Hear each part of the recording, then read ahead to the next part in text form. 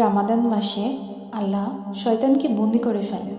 তাহলে রামাদানেও কেন আমরা গুনাহ করি? কেন অশ্লীল ভিডিও দেখি, গান শুনি, হারাম রিলেশন চালাই? কেন সোশ্যাল মিডিয়াতেও আগের মতোই সব চলে?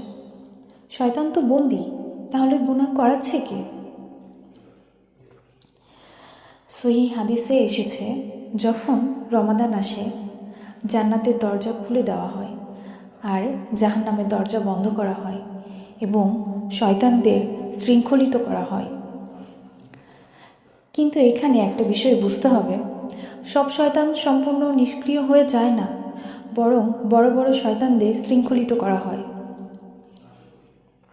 এখানেই আসে আসল প্রশ্ন, তাহলে গুনাহের আসল উৎসটা কি বা কে?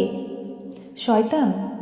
না না, আমাদের নফস, আমাদের নিজের প্রবৃত্তি। আল্লাহ বলেন, নিশ্চয়ই নফস মানুষকে মন্দ কাজে নির্দেশ দেয়। নফসের 3টি স্তর।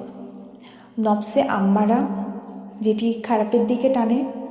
দ্বিতীয়টি হলো নফসে লাওয়ামা, ভুল করলে অনুতপ্ত হয়। আর তৃতীয়টি হলো নফসে মুতমাইন্না, যেটা শান্ত আত্মা। রমাদানে শয়তানের প্রভাব কমে যায়, কিন্তু আমাদের অভ্যাস, আসক্তি, প্রবৃত্তি এগুলো থেকেই যায়। যদি সারা বছর আমরা চোখ, কান, মনকে নিয়ন্ত্রণ না করি, রমাদান এলেই কি হঠাৎ সব বদলে যাবে? কারণ এগুলো শয়তানের কাজ না। তাহলে সমাধানটা কি? কি করব আমরা? প্রথমত, নফসকে কন্ট্রোল করতে হবে। ছোট ছোট ত্যাগ দিয়ে শুরু করতে হবে। রমাদানকে ট্রেনিং মাস বানাতে হবে। রমাদান শুধু শয়তান বন্দী হওয়ার মাস না, এটা নফসকে বন্দী করার মাস। যদি রমাদানেও আমরা বদলাতে না পারি, তাহলে কবে পারব? শয়তানকে দোষ দেওয়া সহজ, কিন্তু নিজের নফসকে বদলানো কঠিন।